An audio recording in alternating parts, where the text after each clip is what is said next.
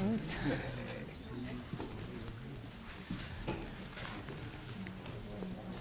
Oh my God. What? You lost your place? Hello and welcome. Hello and welcome to the London Library. I'm Claire Berliner and I'm head of programmes here. We are here and beaming out from our reading room, which is one of the many atmospheric spaces in the labyrinth of a library, which holds over 1 million books, most of which are on open shelves and can be browsed and borrowed and used as an endless source of inspiration and discovery. Since 1841, the library has been home to a wide and open community of writers, thinkers and readers. Those of you in the room will have passed photographs or mention of some of our most illustrious members on your way up the stairs, including Charles Dickens, Virginia Woolf, Christabel Pankhurst, H.G. Wells, E.M. Forster, Paul Robeson, Rebecca West and Angela Carter, all of whom, like the subject of tonight's event, were artists, activists and pioneers. We did not exist early enough to have Charles Ignatius Sancho in membership, but he would have been very welcome. And he would have also been our neighbour, because the shop he owned, which enabled him to be the first known man of African descent to vote in the UK, was just around the corner on Charles Street. But to tell us a lot more about this incredible figure from British history, I'm delighted to welcome the actor and writer Paterson Joseph. There he is. Hello. Paterson's on-screen credits include Vigil, Noughts and Crosses, Peep Show and Green Wing. You may have seen him on stage in A Christmas Carol at the Old Vic, King Lear at the RSC or Amina's Kitchen at National Theatre. His monodrama Sancho, An Act of Remembrance, toured to transatlantic acclaim, and he recently co-wrote and starred in Severus, a rollicking drama about Roman Britain's African emperor for BBC Radio 4. Rollicking? Rollicking. That was The Telegraph. They could have said anything, but rollicking. Rollicking, The Telegraph. The Secret Diaries of Charles Ignatius Sancho, which we're going to hear a little bit from, is his debut novel, and it is completely wonderful and on sale downstairs. And Paterson will be in conversation with Dr Deirdre Osborne, reader in English literature and drama at Goldsmiths University of London, whose research spans late Victorian literature to contemporary periods. She edited the Cambridge Companion to British Black and Asian Literature 1945 to 2010, and her latest book is This is the Canon, Decolonise Your Bookshelf in 50 Books with Joan Anim-Addo and Khadija Cissé. Before I hand over, just to let you know, if you're watching online, you can ask questions at any point you like throughout the event using the chat function in YouTube, and we'll endeavour to answer them all towards the end. And if you're in the room, you can just stick up your hand and I'll hand you the microphone. Paterson's book, as I said, will be available to buy downstairs after the event in the issue hall or online through Hatchards. Everyone will have received their 10% discount by email, which also works downstairs. And you've also received a discount code for library membership, which I recommend taking up. Finally, a very big thank you to Arts Council England for funding the live streaming of this event, and to our partner, the MA in Black British Literature at Goldsmiths University London. And now, over to Paterson.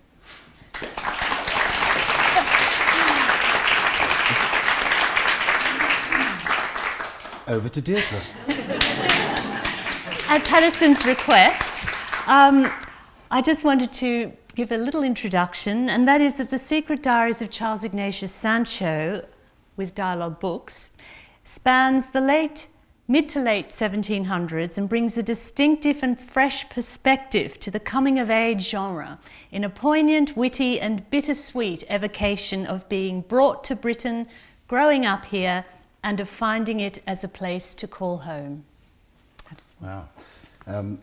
So, a tiny preamble, I suppose, for those who don't know anything about Sancho or me. I was born in London, in Willesden Green, and grew up there in the 60s.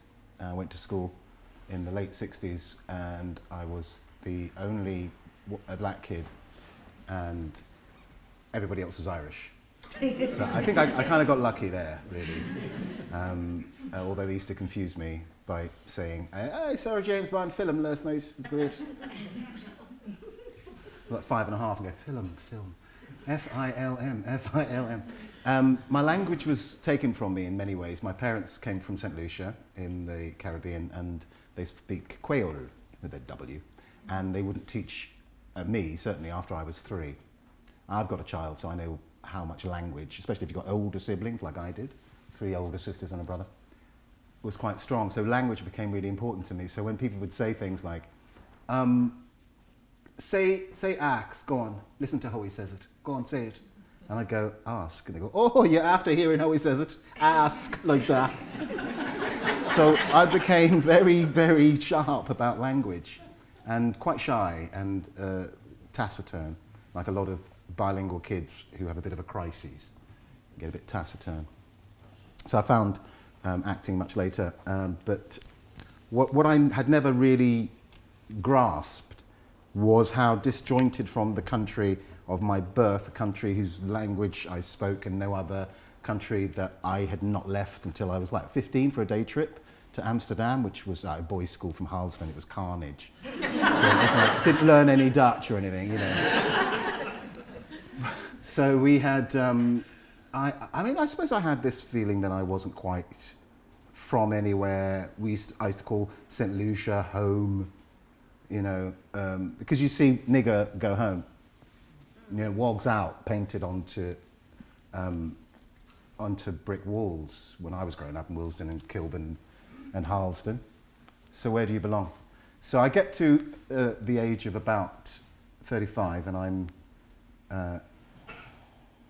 I'm determined that I will write a story for the younger generation of black kids so that they know where they belong, not in America, not somewhere in the middle of the Atlantic, not in Africa if that's not where they're from, but here, and to know their story before the Windrush, so that the go home would be meaningless because we've been here a long time. So I wanted to find that out. I got a great book called Black England by Gretchen Gudzinner, and she took me from Septimius Severus, which is the first mind explosion that I had, a Libyan emperor of the Roman Empire who came to Britain to rebuild Hadrian's Wall and keep the Celts, the Caledonians away.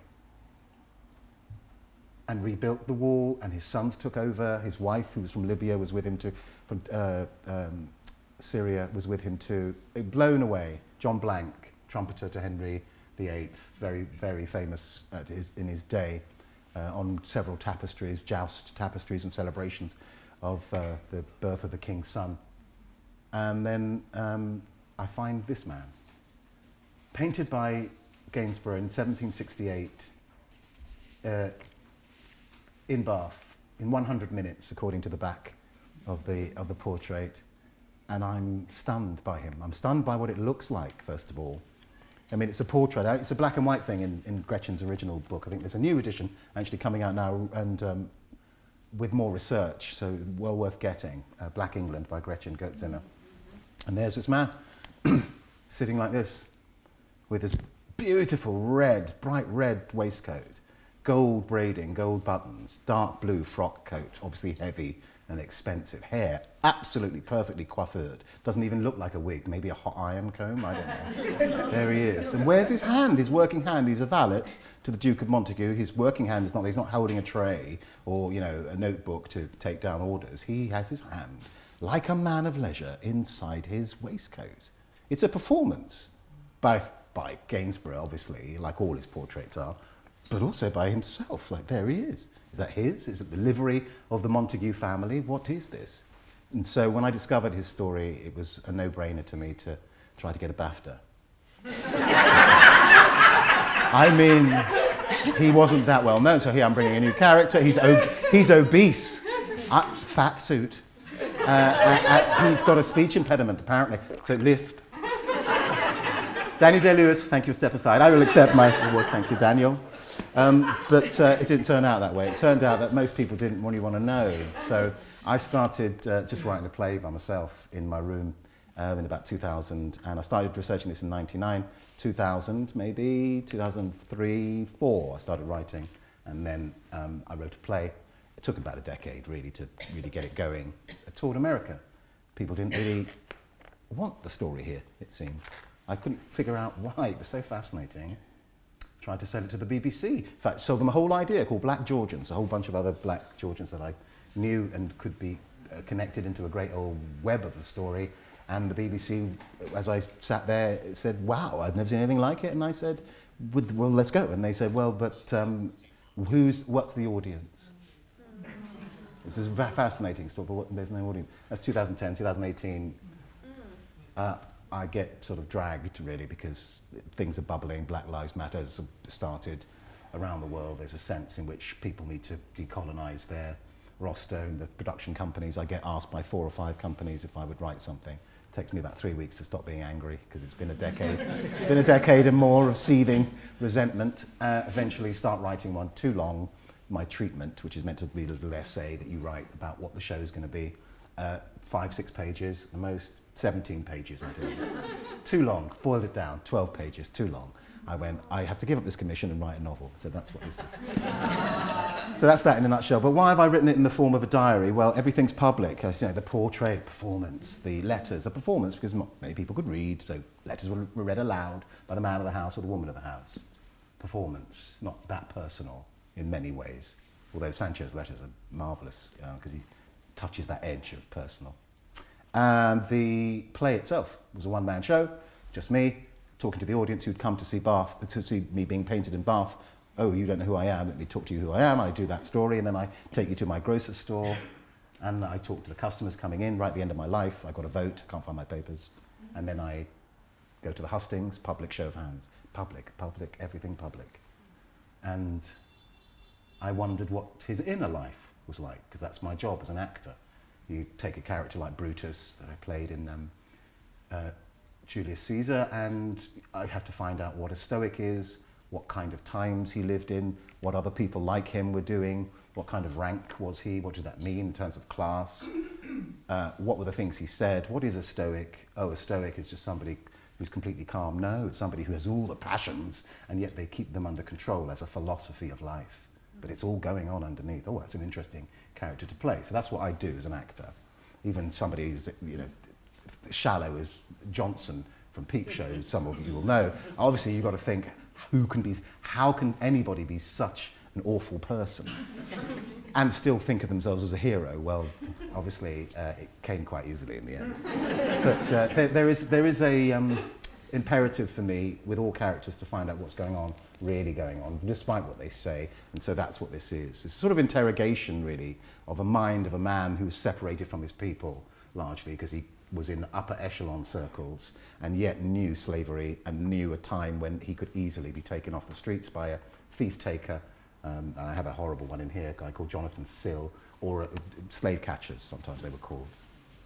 So that's his precarious life. How did he feel about living with the 3 sisters, etc., etc. So that's what this is. And the direction is towards his son, his last-born son, William Leach Osborne Sancho. And he's collated his diaries. It's 1775 and Sancho is about 46. He knows he's dying of this gout. He knows. It's been with him for decades. And he won't see his son grown, and so he is compelled to collate these diaries, and that's what this book is about. And so I'll start with the epigram, which is a epigraph. What do you call it? The first bit in the book. Epigraph. I've only written one book. What's it called? The first bit. You know when you've got like, well, like your quote, epigraph. Graph writing, right? I'll never forget that. Especially as I embarrass myself in front of several hundred and a few people online. Never too old to learn, my friends. Okay, so here's the epigraph, and it's from Charles, Ignatius Sancho. If you adopt the rule of writing every evening your remarks on the past day, it will be a kind of friendly tete-a-tete between you and yourself, wherein you may sometimes happily become your own monitor. And hereafter these little notes will afford you a rich fund whenever you shall be inclined to retrace past times and places. Charles Ignatius Sancho, 1729 to 1780. Prologue, 1775. 46 years old. Time away from one's diary is as valuable as a little time away from one's lover.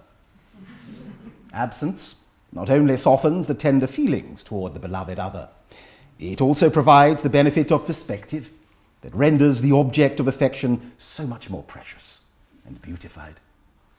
So too with quill, ink, and leaf. I reunite my body with my mind, and the pleasure this act gives me has grown rather than diminished. For I speak and write to purpose now. I seek to lay forth a history that speaks of all the truths of my life up to this present day, to survey, like the architect of my own life, the line I have followed that brought me here, my history. Not chaotically rendered as in my earliest diary entries, no, as I see them now, put together to make sense of the whole. This for you, my son, William Leach Osborne Sancho, born last Friday, the 20th day of October. Exactly at 3:30 in the afternoon, my second son, my only living son. I will speak to you as you will be, as I see you in my mind's eye, when you will find these pages carefully concealed in my old room at Windsor Castle. I speak to Billy, the gentleman. The instructions for finding these will be given to you before I pass. I know with a certain knowledge that I will not live to see you at man's estate. So, here am I, addressing the man, Billy Sancho. Know thy father, and forgive him. I will not stint on necessary detail, but have no time for flights of fantasy, nor anecdote not pertinent to my aim, neither, which is no less than to render the truth of a complex web of a life lived in many kingdoms, or so it seems to me presently. I am now a shop owner, but hold enough. I gallop ahead, and must hold the reins of my memory more firmly. Much of the following comes from my diary entries. Over the years, I will record my retrospective interjections. These may be useful in aiding my Billy to navigate the story of your father's life thus far. This rendering may benefit older Sancho, too, when time has eroded precision in recollection of even the most momentous twists and turns of a long life. I began writing a diary in earnest at the age of 17. Those entries will appear in these pages as I see fit. For the present, I will begin at the beginning. Book 1, 1729 to 1749. Chapter 1, in which Charles Ignatius Sancho relates his early life. 1729, Origins. I had, on reflection, little right to survive. Born on a slave ship, crossing the Atlantic Ocean on what is quaintly described as the Middle Passage. I now say a slave ship is neither in a passage, nor does it navigate the middle of anywhere. It sails straight to the heart of hell. My future articulacy would have astounded my master, standing a safe distance from the helpless African girl of unknown origin, a daughter of Eve, from somewhere along the Guinea coast. Neither would it have occurred as a possibility to my terrified boy father, traumatized by the last day's events and near paralyzed, emasculated by fear of the unknown. In contrast, his wife, my mother, is simply, luckily, lost in the bewildered agony of a painful breech birth, lucky to be together at all, these child parents. Captured and sold as slaves, I would guess, by a rival tribe's chief. The human spoils of war. Lucky. A charnel house of black flesh, this. Cramped and rank with rat droppings and the spillage of 1,000 filthy slop buckets. Filth amassed over the 15 years of this ship's barbaric life, a life spent plying its brutal, unfeeling trade between the pestilential slaughterhouses of the Guinea or slave coast and the slow death of plantation life in the Americas, which awaited the cursed souls who were doomed to never return home, neither they nor their offspring. a permanently lost tribe. Let us roam. Leaving the child parents to their agonies for a moment, let us venture to the next deck down. No, not that lower mezzanine deck. That one is for the pickaninnies. Ooh, they can really pack them in there. Conveniently small, these little ones. They hardly complain at all. Simply lie in stupefied terror. All the better. It's quieter. Much less trouble that way. No, we need to look at the lowest deck. We find the men's quarters. Quite the largest space in the ship. Roomy. Or at least it would be, if 300 men were not crammed head to toe so tightly that no room can be afforded for the slightest movement without feeling the calloused skin of a stranger's feet or the tangled, woolly roughness of the hair of one's neighbour, pungently ripe with sweat and the acrid smell of fear and death. The rhythmic rolling of the ship, accompanied by the groans of hundreds of men who cannot speak or understand each other's languages. Divide and rule starts early in the seasoning process. Yes, that shameful word. For the conditioning for a life of slavery that the white and black traders along this treacherous coast give to the slave apprenticeship. An apprenticeship that starts in earnest once the enslaved soul has reached their destination, usually a plantation of one kind or another, cotton, sugarcane, tobacco, crops that bring ready money. Commerce, where will your cruelty end? Let us hurry back to the berth cabin. Our young mother-to-be is about to bring our main subject forth, past the mid-deck with the women and young girls' deck, half the area of that of the men, and made all more uncomfortable for them by the fact that some are in stages of pregnancy akin to Our Lady above, who now, we see, has expired. There is the dumbstruck master, the surgeon charged with midwifery duties, guiltily sullen. The near catatonic gaze of the frightened boy father, now without a soul who knew him free. He has the fleeting notion to bolt from the room, perhaps to fling himself overboard, broken by the loss of his wife, his life's companion. Futile. He will be shackled below with the rest. And what of the debris left in the wake of this storm of grief? The mewling, puking infant boy, soon baptized Charles Ignatius, after the founder of the Jesuits, and growing strong and round, always round, in New Granada. On arrival, Billy, when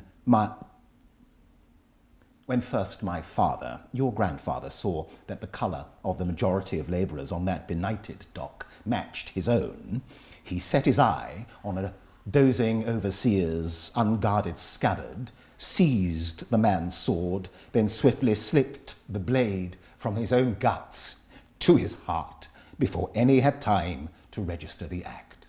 He died in merciful seconds, and my world contracted yet again. This, the story I have pieced together from the fragments I harvested from servants' gossip, the indiscretions of my guardians, my own meditations, my nightmares. My story is just that, a story. Neither better nor worse than any enslaved orphan of Afriques. And through highways and byways, Sancho learns from the Duke of Montagu secretly giving him books to read and write, and he grows to be someone who can play music to such a high standard. He writes a book on the theory of music and dedicates it to the Princess Royal. He is doing well, but at this point in his life, he has no employment, and he's a little spare. Every now and then, he gets to work for the Duke, and on one of these occasions, he meets a black servant. He doesn't know many black people. And he's 23, and here he is meeting a man called John Clark Osborne, who invites him to see how the African entertains himself in London. So he goes to one of these taverns. You see them noted in especially foreign accounts of London. There would be taverns that were frequented in the main by black people, not all, not completely, obviously, but they were described as Negro frolics and Negro hops. The black men were in there with their Negro ladies. But of course, everybody was here, and there were lots of free sailors and free men and women in London at that point who were from the Caribbean, who were from Africa, who were from India, Arabia, China, and they all mixed together. So I imagine this, and I try to draw this picture and hear, I suppose, in words what this music might have sounded like. All these instruments, the Irish, who were always there, persecuted like everybody else, if not worse.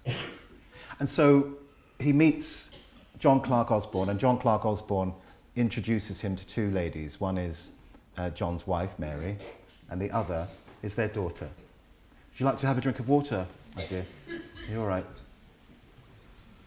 Okay. I've killed many members of the audience with my terrible performances, but I don't want you dying on my watch. Oh, that's better. You all right now? Great. So here he is meeting Anne Osborne for the first time. Anne Osborne. So she was introduced to me, and my life changed forever. She hardly spoke, so I could not perform my usual trick of guessing a person's life story largely from their accent. Her simple, "Pleased to make your acquaintance, Charles. I have heard much from my father of your exploits," was the first thing I can recall her uttering that night. She spoke exploits with a sense of mischief that I found challenging, alluring, and intriguing. To describe the angel, then. Anne Osborne, if I could write the beauty of your eyes, and in fresh numbers number all your graces, the age to come would say this poet lies. Such heavenly touches ne'er touched earthly faces. At the risk of being accused, as Shakespeare's sonneteer would have it, of lying to future generations, you, Billy, about the beauties of my love, I fortuitously attempted to conjure the impression that my first encounter with Anne Osborne left me with the very night it occurred. What is attractive beyond resisting to one is a matter of great indifference to another. What in one culture and place will be considered beauty is subject to local matters of taste and habituation. However, what we are told represents beauty can on occasion be contradicted by what we find to be attractive directly before us. Nothing could have persuaded me to accept this night what the Greenwich Coven had often expressed, the belief that black humanity lacked the aesthetic beauty of the European. My rare encounters with black women had not given me sufficient ammunition to fully counter this foolish notion until today. That love blinds the eye of the observer in love is painfully true. There will be many examples where a man of seemingly low prospects finds a woman willing to sacrifice her freedom to his desires, though all her circle cry foul at her choice. What she sees no other can perceive. And one would have the devil of a time convincing, say, the bride to an ogre that he was deformed beyond repair. So powerful an ocular delusion does love administer. In this case, I need make no excuses. For only a man blinded from birth and without the knowledge of what is considered human beauty could be oblivious to the charms and graces of that extraordinary creature, Anne Osborne. She sat with an easy poise that belied her 19 years and spoke with an economy of gesture and movement that was at once free and decorous. Her skin was the colour of milk-drenched cocoa, and her complexion remarkable. It was as if a light glowed from within that rendered the skin on the surface radiant and bright. Her clear brown eyes, so peaceful and gentle behind her long eyelashes, were mesmerizing to me. I became lost in them from time to time before I shook myself and tried to engage in the conversation happening around the table. I took in very little of the subjects under consideration and could only nod encouragingly to the speaker every so often to at least give the impression that I was engaged. At one time, when I had forgotten to pretend to be listening, Anne Osborne turned her full gaze upon me, and I burned from within. I had the sense of being in the presence of a great person, a person with a large and generous heart, who knew kindness as a fixed virtue of her personality. I felt that I could talk to such a one for many hours, and that I would, like Othello, receive from my Desdemona a world of sighs. So gentle and loving was her look to those that are all around her. As the band started up again and the dancers were rising around the room, I thought it was time I did something other than sit and stare, and so I requested a dance from the pretty creature. She refused. I had barely asked the question when John and Mary leapt up, and the pair immediately started swerving and dipping and swaying as if they had danced with each other 100 times before, which assuredly they had. I turned away from them, envious, left alone with the woman who had just rejected me. I tried to affect nonchalance. I felt anything but. She sipped her wine for a moment, observing me, and then gracefully moved into the chair that her father had occupied and leant in to address me. And now I could catch the flavours, so many flavours of her accent. Hints of London, yes, but Jamaican too? And was there something of a Cornish tint to her beautiful alto lilt? My eardrums vibrated deliciously as she spoke directly into my ear. I have heard much of you, Sancho. I cannot believe you intend to ask me only once to dance. Father spoke of your determination to succeed in life. I see little evidence of that tonight. And with a look so mischievous that I was struck dumb, she took my hand and led me out to the roiling dance floor. The jig was bouncing along in a jaunty fashion when we first stood up, but shifted, to my relief, to a more romantic mood once we had stepped onto the floor. Only tabor, accordion and flute played this stately minuet-like tune. I hesitated to know what to do for a moment. So I took my cue from the Clark Osbornes, holding each other very close while they moved as one in a graceful dance, making them appear to be moving through thick air. It was sensual in the extreme. I confess to finding it a little salacious to observe. I accepted the admonition to imitate the Romans when in Rome and took hold of Anne's tiny waist, pulling her to me. The heat that rose between us was unmistakable. Her body was firm and lithe, and her movements delicate and minimal. For a precious few moments, she let me hold her to me. I felt every pulse of her form and noted every turn of her fine and articulate feet. As she pulled away from me to dance, alone, facing me, well, it struck me that this was a mating ritual, one in which I had never been initiated. Anne glided like a danseuse. I know that I was not the only man in that tavern to think she the most graceful and beautiful woman there.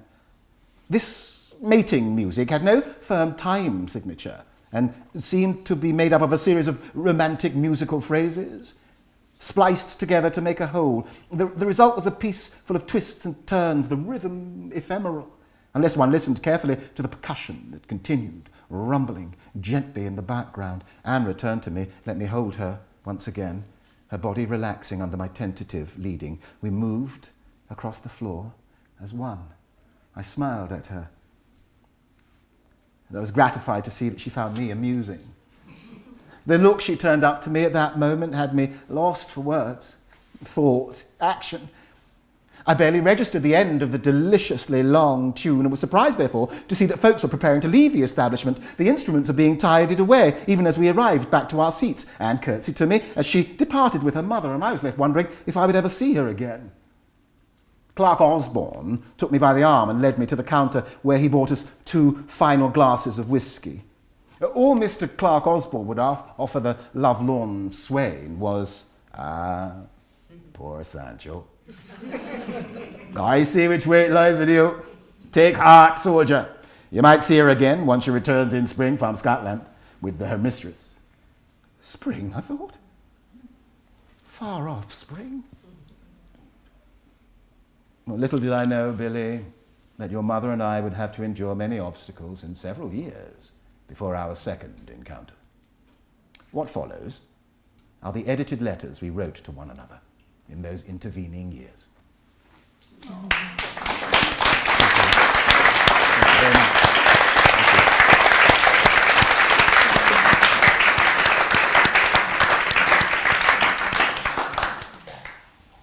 Paterson, that's an awesome sweep through from the beginning of absolute horrors to absolute tenderness and love.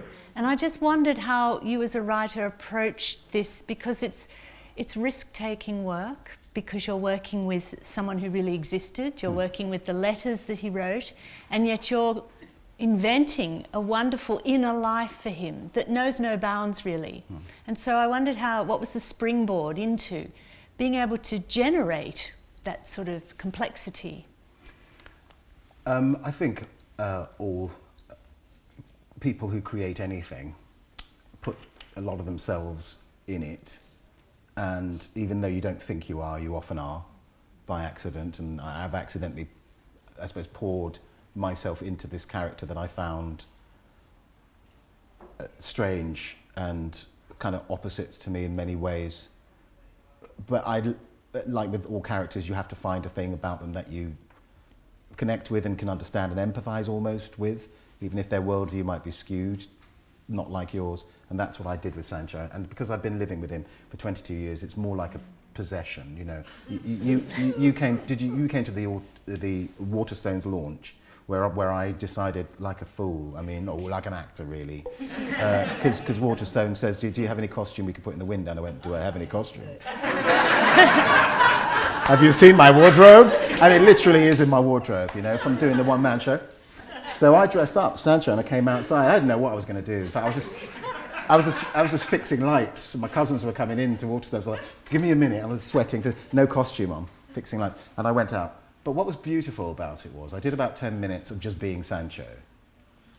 And it brought people in off the streets. It was beautiful, really lovely, wasn't it? Just like Pied Piper, just Sancho as a sort of, almost like a sort of ringmaster character, which he lends himself to.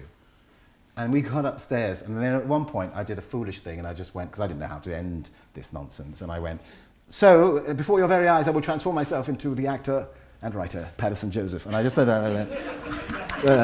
hi everybody, it's me, thanks for coming along, blah, blah, blah.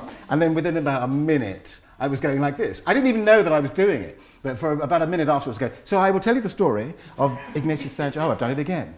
And I just thought, I'll just give up. So that his voice, because I'm an actor, his voice and his character, I've just never debriefed from.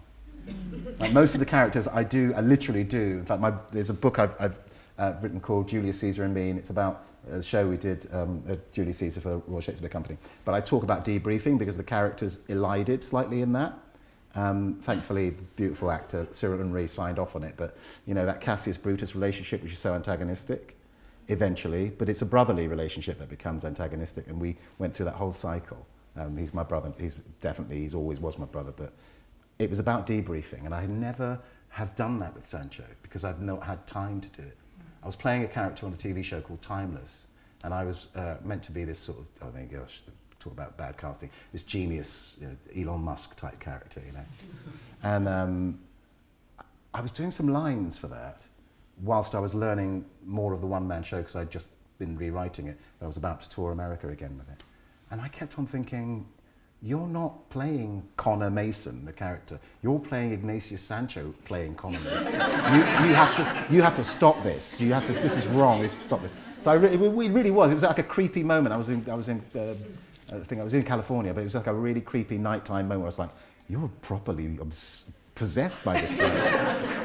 So we allied into each other, and there's many concerns that he had that I didn't know that I had, but as I get older, I'm living with it since I was in my 30s, so late 50s now, the more of his concerns become my concerns.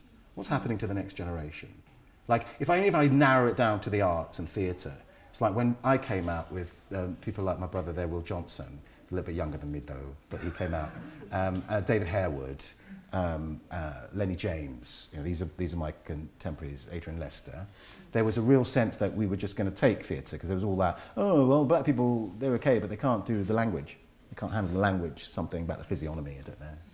Which is exactly what they said about Sancho. He could have been an actor, says the preface, but due to a speech impediment, his career was shortened. Yes, of course. It was that old speech impediment and nothing else. But there we are. I meander. What am I talking about? How I became Sancho, It's just in me, because as actors, that's what we do. But the debrief part has never happened, so it's easy. It has been very easy. Now, all I've done, my only rule to myself, is don't make him a 20th or 21st century man. Don't even make him a 19th century man. He's a man who was born in the early 1700s. We've only, 12 years become the United Kingdom. He's in a new country. He really is. You're at war with Scotland, actually, halfway through that century, 1745, Jacobite rebellion, all of that.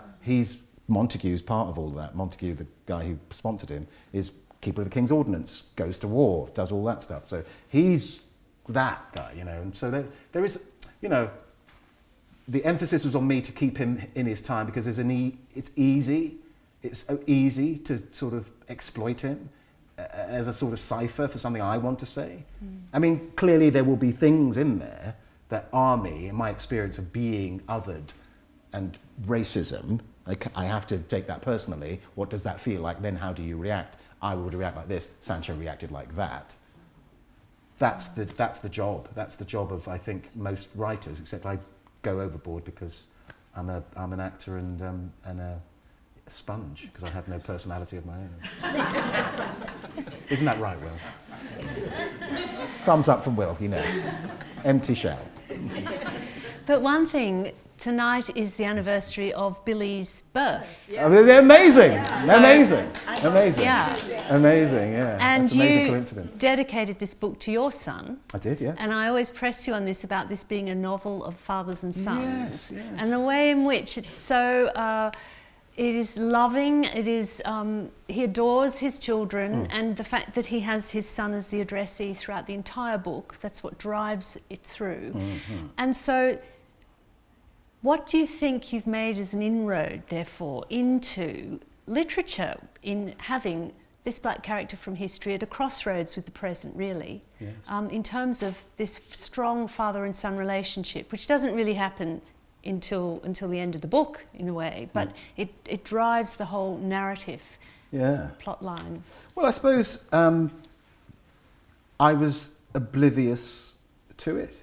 I mean, one of the things I admired about him was his domestic life. That's the thing I always go to with characters. It's like, well, yes, I get that you're the ruler of Rome, but what are you like when you stubbed your gouty toe, Septimius Severus, You just find something that feels real and anchored, and that's what I loved about him, was this fact that he's a family man as well as this great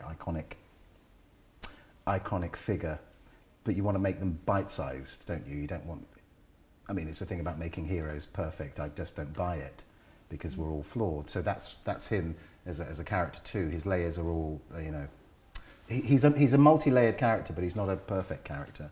And I suppose that's what I mean, I'm going round in circles in many ways, but that's what I reach for. I reach for the truth of the character, and the fact that there's a byproduct of, when I see him being a strong father, and I see that in literature there aren't a lot of strong fathers, or there's a lot of absence in the fatherhood story, because there's a lot of tension there. And yes, it's quite common, but it's not across the board. I mean, I have friends in this room who are some of the best fathers I know, and who stick with their kids, and these are black men who hold it down, and there are a lot of us. So there is a byproduct, I suppose, like with most things. I wrote it for this reason, but the byproduct is there is also here a strong male fatherly figure who is emotional and articulate. So I am sorry if he's an unusual figure. It's great for me, of course. Why are you sorry? No, because I'm sorry as in they shouldn't be. Like, it shouldn't be a thing. It should just be, you've written a father and he's a great father and move on. But actually you're talking about a history of black men as fathers being treated as if they're a problematic figure. You can hardly ever have that proper, straightforward, without there being any coercion, straight up relationship between father and son. Yes, it can have nuance, but I haven't seen this a lot, you know, strong. When I did, again, I don't know why I'm mentioning it twice tonight, but here it is, Timeless. The young actor Malcolm Barrett, who was playing Rufus, who's a sort of sidekick, genius physicist and engineer, I get him to do lots of spying for me, and we have this sort of father-son relationship. And because our relationship became sort of more and more even through the show as I lost status and his grew, a lot of people were writing in, African Americans were writing in and saying how much they enjoyed that relationship because it felt like two men meeting each other, and it wasn't just about a violent encounter, it was about two intellectual men trying to figure stuff out but being also emotional about it too. And you know, it's a time travel show. I mean, it's a great show actually and quite educational, but it's a fun, you know, NBC family show. But at the same time, a lot of people were just struck by it, clearly because they're not seeing it. They're not seeing it often enough, certainly on their mainstream television shows. I mean, there's countless black channels in America and great films being made, but you know, they don't always come into the mainstream. So it's great that this is hopefully a mainstream novel that it contains a strong father. And it's also the compulsion of Sancho. You know, he talks about his kids all the time in his letters, all the time, and his Sanchonettas, as he calls them. And his wife, he says, you know, my best half, my other self, my best self. And that's the thread that goes through their entire life, and he never fades, and people always talk when they notice them about how much he loved her. And then, of course, my father, when I was about 14, it was always a school night, it seemed, because he was out on Saturday and Friday night. But on the weekdays, when I was about 14, he just switch off the TV and just tell me stories about his childhood and young life in St. Lucia. He left St. Lucia when he was about 23. So these are all pre-23 stories, all his adventures. The dog he had to deal with on the beach, the owner of one of the beach properties that tried to stop the kids from playing on that bit of beach. They weren't going to take our bit of beach, you know, all of these adventures and stories, and what it was like going to see John Wayne in the cinema, and then afterwards they would just beat each other up, like copying all the fights. And then Mum would come in and go, let the boy go to bed. He has school tomorrow, let him go to bed. And I would go away thinking, he's done that a lot lately. What's that? And obviously, when later in life I'm thinking about it, I think, no, he wanted to tell me who he was. Whatever was going on in the house at the time, and I mean, they divorced about 4 years later, but what was going on, there was a compulsion in him to let his child know who he was as a person. Yes, you see this man, and yes, you hear what people might say about me, but I need to tell you who I am. That was my interpretation of what was going on. He might not even have known he was doing it. He was just in a reminiscing mood, you know. But that's what that is as well. It's like, know me. Mm. This is a man who sold slave goods, after all. And Billy could be accused of being a privileged child, because most people, they didn't own property. That's why Sancho could vote, because he owned property. Women couldn't, because there was a law against you owning property. But, you know, and it's important to me to know that he's a loving father, that it comes across to you without it being cloying or overly sentimental. But yeah, it's important. But also that he's such a devoted husband. And reading from the few lines that he writes to Anne when she's about to give birth, I mean, this is a kind of searing sensitivity that is not written about at the end of the 18th century, and yet here we have Sancho in a letter to Miss Leach, who you might want to explain who she is, writing these poignant lines. Yeah, she was, so at this point the Sanchos are living in Charles Street, which is the street just next to Downing Street. Charles Street, King Charles Street now it's called. Foreign and Commonwealth and India office on the side of the building. I don't know if I find that ironic. But anyway, halfway down the street there is a plaque quite high up on the wall. If you don't know it's there, you won't see it, saying this is where his shop was. So that's where their first shop was. I'll tell you about the second shop, which is just like mind-blowing where that one went. Mrs. Sancho is yet up. If I pray at all, it's for the blessing of a happy moment with little pain for her. As to what she brings, I care not about its sex. God grant safety and health to the mother, and my soul and lips shall bless his holy name. We cannot remove until after Mrs. Sancho is up.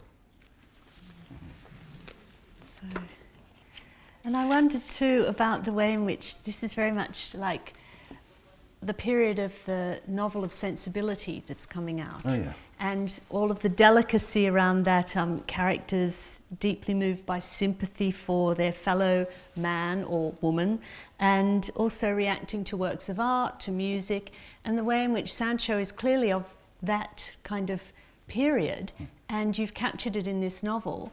And I just wondered, given the underbelly of the realities in that period, was it sort of striking or startling to you to find this figure who was unashamedly emotional about life? And like Orlando Equiano, who describes himself as falling weeping over things. And so this honesty of emotion in a period when that was not the norm. What was that sort of like for you to discover this fellow, I mean, I suppose that's why I got rejected by so many publishers, is because it seemed incongruous to them to have this articulate man in the middle of the horror of slavery. You know, the victimhood thing we've talked about. But I feel like that's what he is. He's an optimist in the face of devastating odds, you know. He is constantly being battered by life. Deaths of children, illness, and maybe depression with Anne Sancho. He's dealing with the world he's in, his own sense of culpability in selling sugar and tobacco, etc. And yet his music, for example, is what I call militantly joyful. Little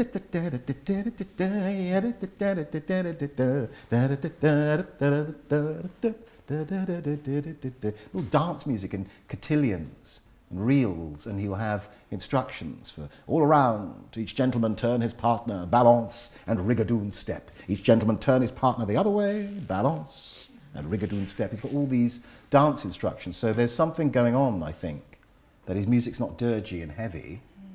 And so I wanted to follow that, rather than, as I said, make him a 20th century man and contemplate his condition and his condition compared to others in the world. He doesn't know that. He's not getting that news. And so he has to be, unless he gives up, somebody with a degree of determination, which of course I know myself. There's many places that people thought I shouldn't be. I mean, why don't black people? What are you doing that for? Or, you know, people like you don't tend to do these kinds of roles. So I've lived through that, not as bad as the Norman Beaton generation before me, or even the Earl Cameron generation who were, you know, doing it in the 30s and 40s, the late, great Earl Cameron, but bad enough. So how did I get through? I mean, there's a degree of a sort of like, I don't know, blind optimism, some fierceness, some fury, some energy that makes you get up in the morning and go, I'm going to try again. And he had that. I guess that's why I connected with him. He had that determination, and it paid off. Not in an easy way. And he wouldn't have been triumphant at the end, but there was a degree to which the life that he started with ended in a success. He brought up 9 children, had a wife from the beginning of their marriage to the end, happily married, and was a working man around town. So that's pretty miraculous. So yeah, he has to be an optimist, and that didn't, it surprised me initially, and then I just thought, well, you know, he can't be the only one. There must be others. It stopped me thinking of that century as being just one of abject misery for all black people, that there were survivors and people like Phyllis Wheatley, African-American poet, first woman to be black woman to be published, certainly in this country, and that was, she had to come here to get published, even though she's from America. So yeah. And what's striking too about the way in which you portray Sancho is that he reassesses his behaviour. Yeah. There's this sort of incredibly reflective inner life, and he can be quite harsh on himself and totally redesign the way he's going to approach something. And so I wondered if you might read that insider-outsider passage, page 140 in my one, where he grapples with his origins, how he's had to kind of encode what it is to survive, and yet he still feels an outsider when he confronts people, as he describes, Africans. And so would you be able to read that? Yeah. So he's pretty much on the streets at this point. He's run away from the ladies. He's about 19, I think, at this point. But he's run away from the ladies. And he's just trying to figure himself out in London.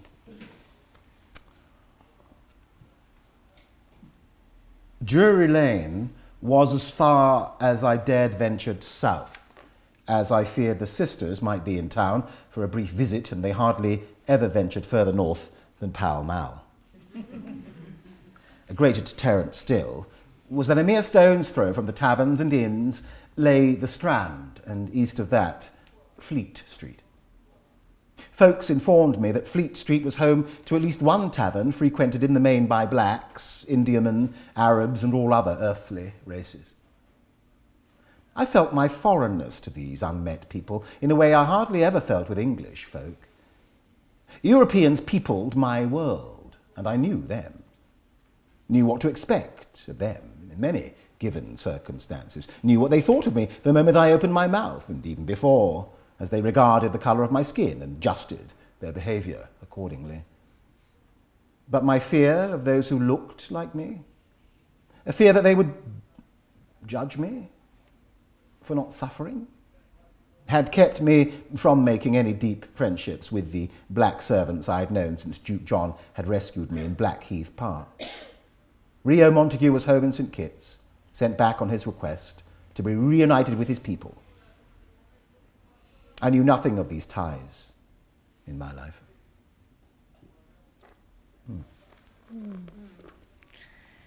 And before we take questions from everyone in the room, let's finish on a triumphant note when he votes. You want to? That's the end of the thing. Well, I think that's the end of the book. Yeah, but that's Don't give away the ending of the book. It's a historical fact, though. It is, I know. You're already the end of the book. Okay. No, but I thought. Buy it anyway. What did you buy? The bits in between are also quite entertaining.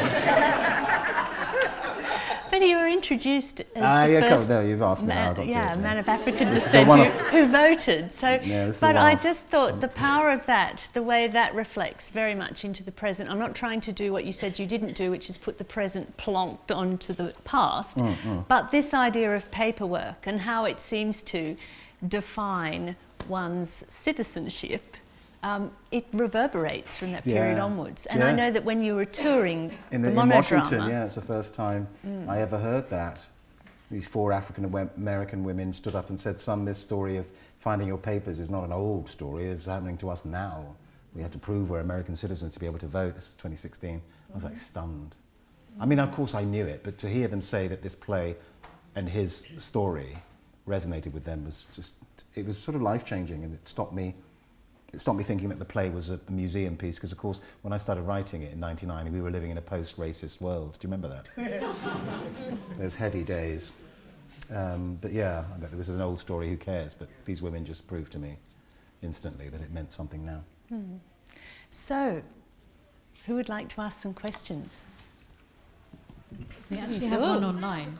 Yes? Oh, sorry. We've got one online which we could just start with. Okay, and then this lady, please, because she's... Yes, which is... have you tried any of his dances? And has the BBC... Hit it, Jim! So I used to, when I was at the play, I would always go, and of course I learnt to dance. And then there'd be one of Sancho's minuets, and I'd go like that. And then I'd go, do you think I dance well? And some poor lady would go, and I'd go, but isn't it a shame that I dance alone? And so I'd come out and I'd pick somebody up, and then we would dance this Rigadoon step thing. It was so much fun. When we did it at Wilton's Music Hall, it was so great just to see people go, I thought I was going to see a show about slavery, and now I'm dancing. Is this okay? Is this okay? And I guess that's Sancho's thing, right? It's like he does that sort of Shakespearean thing where you're laughing your head off, and then he does it all the time in his letters, and in personality. That's kind of, yeah. So I have tried his dances, and there's a wonderful society led by a man called Mr. Chris Harrison, who'd be very probably embarrassed that I've mentioned him if he's watching online, down in Greenwich, and they've got this wonderful society, and they do Sancho's dances, and I even went to one of these things, and I thought, I'm meeting some really niche people here. This is gonna be really weird. But it wasn't. It was like, my people, yeah. They're dancing to Sancho's music, some of them dressed up. It was great. So yeah, there's a fair bit of his music now coming out more and more. The guy who helped me construct the one-man show, Ben Park, who's just an amazing composer, has taken Sancho's music and just done amazing things with it. And there's an album available on Spotify, and it's Sancho and his music, and I'm sure you can find that. And I do a bit of a preface, like about 5 minutes, with his music and telling you his basic story. So that's worth checking out. The same person would like to know if Strictly are going to do a version. They can do what they want. They're not having me on that stage. If anybody's ever seen me on stage, I just come on and go, "My Lord," and then I just start sweating. So imagine if I'm like flinging myself, it'd be carnage. They'll have to just get a mop every time I finished. Any other? Oh, this lady, yes. My question. I'm a child of the 70s, Mm-hmm. and I've got 2 grown-up children now, and I feel we've missed out in ethnic minority stories completely, and the stories are vast, and we were talking earlier that we've got it all in the mind and we don't write it down. Yeah. So seeming as you've got this current obsession, possession almost, Yes, exactly. would you consider transforming this into bite-sized children's stories so the younger generation can grab hold of it? Yeah, that's a really good Yeah. question. One of the things I'm most proud of in any bit of art that I've ever done, whether that's acting or writing anything, is if somebody says, "Oh, I went to see this show and I didn't think, I could see black people do Shakespeare, and I saw you doing Shakespeare's like 30 years ago sometimes." I love that. And what I was very gratified by was that when I did the show at Wilton's in 2018, 2 women came to see it. I think one of them's called Judy Hepburn and the other is Joanna Brown. And Joanna Brown this year has just delivered the first part of a series that she's writing on Sancho's youngest daughter, Elizabeth, who was always called Betsy or Lizzie, and Dido Elizabeth Bell. And obviously they were contemporaries, and Dido lived up in Kenwood House and ran the dairy farm up there, so smart girls. And Elizabeth Sancho's letter to a guy called Mr. Stevenson, who's a friend of the family, you can see it at the British Library, and it's a woman writing a rather beautiful letter to somebody, asking for alms. She was strapped for cash at that point. But damn good orthography. I mean, Billy's handwriting is on point because obviously he went to the school. But the beauty of seeing that black woman's hand, writing this in 1835 or so, just before she died. I mean, I could get sort of teary-eyed just looking at this stuff. So I have completely forgotten your question because I just want everybody to go look at this thing, because the archive is so beautiful and so very touching and moving to see these 2 well-educated black children way back there. So these stories are about Lizzie and Belle, it's called, and it's about them sort of investigating crimes, I guess from 9 to 12-year-olds. It's really beautifully written, and there's a little bit of history in it as well, so little panels where she'll describe some things. And then Judy Hepburn has written a children's version story of Ignatius Sancho, and they both came to see the show. So I'm very gratified that stuff's coming out. I mean, I've got a day job as well. I've got to go act in a bit. I've got to go find a boatload of coke and try to sell it from somebody. I don't know. The day job. But that somebody, I hope, will take that up. Yeah, and there's many people writing out there on Indian stories and Chinese stories, and there's so much out there. And we are a global, it's a catchphrase, but we are a global majority. And when you think about that, it's not just, we're the most people. It's about the reach of our stories. They don't just, like this story, are in a little part of London that you grew up in, and whatever the hell happened to you there with all the things you've got to deal with. There is a vast story, and we can take a breath sometimes and go, this is really hard, this was really hard, but what else was happening? Because there's some weird stuff going on in Sweden at this time, There's some strange stuff going on in Russia. You know, there's some black people are popping out and appearing and being painted and fated in all sorts of parts of the world with weirder stories the more you dig in. But they're only weird because we haven't heard them. But there will be Indian stories. You know, Princess Sophia, they're making a movie out of that now. We're trying to make a TV series out of Princess. She was a princess. Yep, princess, I want to say Bengali, am I wrong? Punjabi princess who lived in London and was also a suffragette. So there was a... Exactly. And Queen Victoria's granddaughter. So there's all these myriad of stories, and we definitely could go on, Annie Domingo and I, at how many people are out there of Chinese descent, Indian descent, Arab descent. But, wasn't she left out of the suffragette film? Yeah. She was. Yeah. I mean, thereby hangs a massive tale, and I don't know who's watching. This is a massive bit of gossip. I guess I told about 200 people last night, so I can tell you. How many people online? Okay. So, left out of the movie, what happened there? I mean, we're in a Not just the film, all of the talk. Yeah, of course, but we're in the 21st century, how come it's not... So, actors are not to blame. Can I just say that on behalf of all actors? However, there is research to be done. I am a researcher, that's what I do. If I'm doing anything, even if it's a small little part... I went to research chocolatiers when we were doing Wonka. It's like, nobody cares, so you don't know how to stir chocolate, you never get to do it, but I want to. So, they could have done some research. Now, who did the research for it? That would be the interesting question. And then, the question that I'm now going to ask, because I've only just found out this shocking truth, what was the outcome? So if Sophia was there, and somebody's doing the research as thoroughly as she sticks out. She was in the newspapers after all, outside a train station, with that, it's quite a famous picture of her with the suffragette newspaper and the big banner, So... Punjabi, I was looking forward to that. Boom. So somebody along the way made a decision, you'd think. Or is it like, we just didn't see it? Well, I would have thought that. Then here comes the horrible anecdote.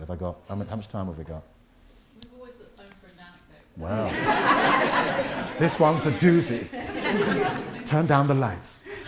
So I am, about 20 years ago, I'm doing the Doll's House, Ibsen's Doll's House, at the Ambassadors Theatre opposite the Ivy Club. And so here I am, doing this great part, playing Torvald, the husband, for a shared experience production. And I get a call, come and see Mike Leigh. Oh, okay, that's interesting. This is 2000 now. So I go and see Mike Leigh in his office, and we sit down, and first thing he asks me was, what are you doing at the moment? And I said, I'm doing Doll's House. He said, what? And I said, I'm doing the Doll's House at the Ambassadors with Anne-Marie Duff. Oh, why are you doing that? I went, what? He said, why are you doing that? I went, because it's a great play, and I mean, of course, already you're thinking, okay, he's got an attitude about this. I said, it's a great play, it's a great classic, Ibsen's a great writer, it's a great production. Anne-Marie's a great actor, what are you thinking? And he said, well, you just wouldn't be there, would you? There wouldn't be any black people in Norway at that time, so... And I went, okay. So I always think that it's about suspension of disbelief, and by that I mean, I'm not...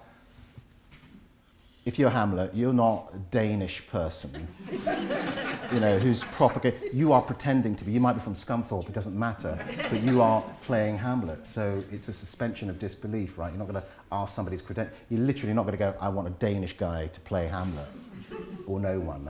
Rafe's definitely not Danish. Neither is Simon Russell Beale, and they both played it. So what's going on there?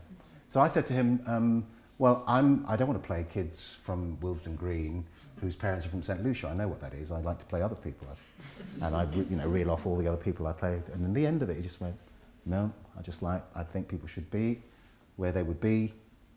And I don't think it's very realistic. And I went, okay. Audition went terribly, of course. He came to see it, he didn't like it. End of story. But 20 years later, I get a call to say, come back and see Mike Leigh. And so I said to the casting director, no, I'm not doing that again. This is what happened. And she said, oh, no, it'll be fine. It's fine, he probably doesn't even remember. It's fine. And I refused to do the audition 3 times. You know, actors like, we've got an audition. I better go and do it. It's Mike Lee. I was like going, no, I don't think this is going to be good. No, 3 times. And then I finally went, okay, all right, you say he's over it or he's not going to talk about it, it's fine. Sit down there. The first thing he says is, I mean, bear in mind, he's an older fellow and he's got a patch over his eye because he's just had an operation, you know, so he's looking pretty vulnerable. And he comes in and he sits down, I go, hi, Mike, oh, hi, oh. I hear you have a bit of beef with me. So I obviously say, well, I didn't think we were going to talk about this, but if we do, so I lecture him for about 10 minutes. And in his defense, he says, yes, well, you know, when I did Peterloo, I purposefully didn't put any black people in it. So I thought then that he meant, well, I just thought it'd be simpler if, or he was just being a bit defensive about it. I then talked to a lady called Jacqueline Riding, who's a great writer, history writer and art historian, wrote a great book on Hogarth. So Jacqueline Riding is a researcher too, and she researched the film, and when I met her she said, but I did all the research and I found a Mr. Wedderburn, I found Davidson, and I found a few, and here they were, and I presented them to them. So now, what does Mike Lee mean?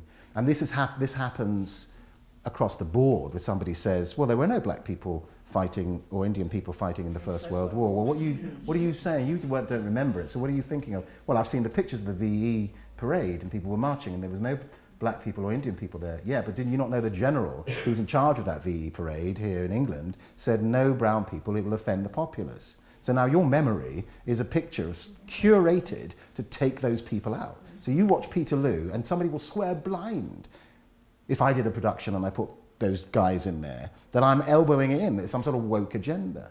But this is the source of why we do mostly what we do right now, those of us who are trying to dig up this history, is going, these are pictures that lack the full colour palette.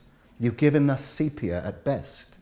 We have a rainbow of people who've been in this country contributing, sometimes coercively, to the wealth and power of this empire. Can we not just tell that story? And I've said this 100 times, but it's like, what family therapist would ever say, well, okay, that particular member of the family and all their offspring are really dysfunctioning, they don't really cooperate with what we're trying to do, they keep complaining that we took this from them, why don't you just live in the present and get forward to the future, stop looking back at the past?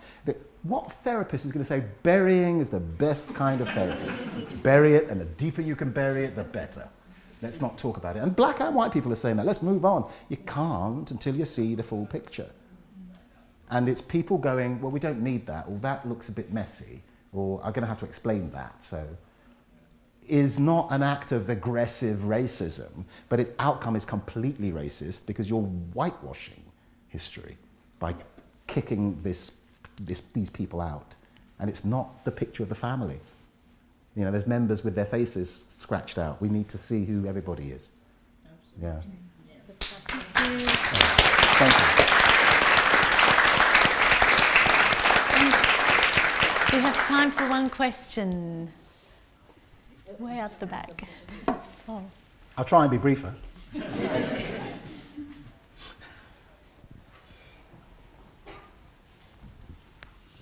Hello. Hello. Hello. I learned a lot of specifically Black history through historical fiction. Like 2 weeks ago, I learned who Charles Ignatius Sancho was through another historical fiction book, like just in time for this event.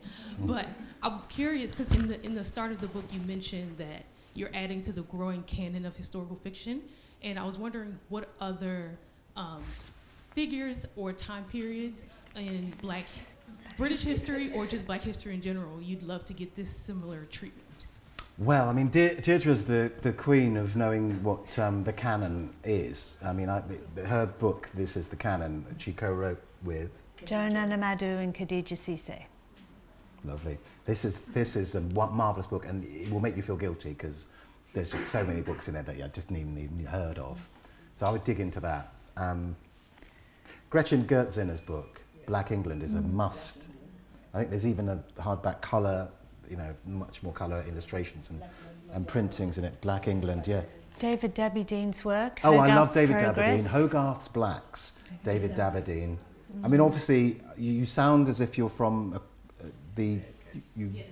I live in Atlanta, Georgia. Okay, good. I didn't want to say Canadian or make that mistake all the time. But that, if you wanted to know about British black history, then books like Peter Fryer's Staying Power is great. There's a great book I like called Bloody Foreigners, and that's just about all of this is about all attitudes to all the newcomers, and it goes back to uninhabited island Britain.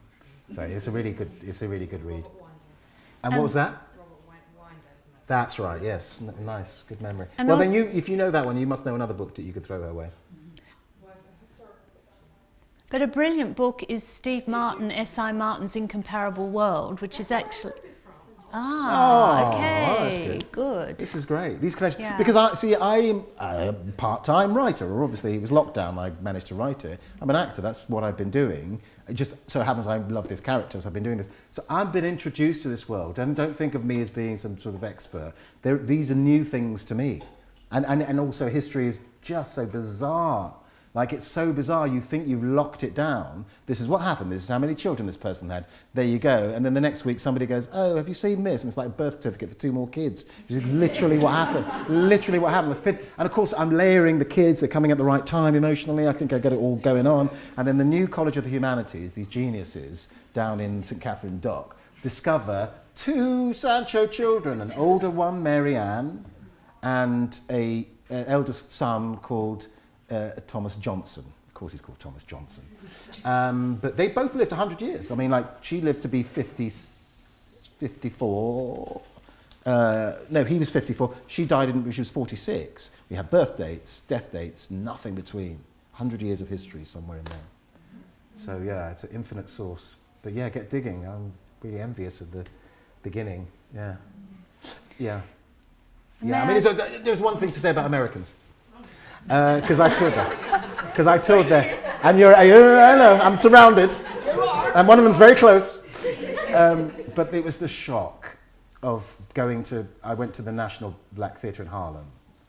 And first of all, nobody... No, it's actually called... Is it called... No, it's not called Schubert. No, I think that's a different space. No, nobody... Schaumburg, that's right. Nobody knows where this place is. I mean, nobody who lives around there knows the place. Place been there since 1968. I promise you, Tina, that I asked people in the shops, I asked people locally, hey, I'm doing a show around the corner at the National Bank. Where is that? So, I know. Anyway, I get there, and we do this show, and then we do these Q&As, and the amount of people, black people, saying, so, did you have slavery in England? And so, of course, you don't want to be rude and do eyes and roll it because it makes the audience laugh and they feel very vulnerable. So you go, oh, I'm going to answer this question. Yes, we did. In fact, we kind of invented the industrial African chattel slavery and brought them over here to America. Yeah. So the other question is, are there any other black people in England? So you're really dealing with, oh, you really don't know. And these are intelligent people, well-educated people. You really don't know that there is another part of your diaspora. And it's a major part, and it's contributing, and it is here. And it's really important, and I hope because then somebody asked me, so the African-American diaspora and the African-European, they don't know each other. What are you doing to bring them together? I was like, I'm just an actor, mate. I'm just a one-man show. I don't know. Talk to a politician, I know. But the more of this détente there can be, the more coherent that story is, because, the African-American story is so awful, so huge, so monumentally important, but it becomes a kind of Death Star for the rest of the diaspora who have other stories to tell about their engagement in what was happening in what you say, Western civilization. And I just wanted to point out that Annie Domingo, author in the front row here tonight, Breaking the Marfa Chain is the story of Queen Victoria's black goddaughter. And I'm sure Annie would be very welcome in terms of speaking with you. Yeah, collar her. Yeah. So I guess in closing, I would like to thank the London Library and wonderful Claire Berliner for organising this. And warmest thanks to you all for joining us tonight. And of course, heartfelt gratitude to Paterson Joseph for generously sharing his spellbinding work. Thank you very much. Thank you. Thank you, guys. poetry as well. Of course. And all go and buy the book because it's completely brilliant. Thank you for that. Oh, thank you. Yes, The Garrick next year. Yes. You Oh, will we're be on. signing.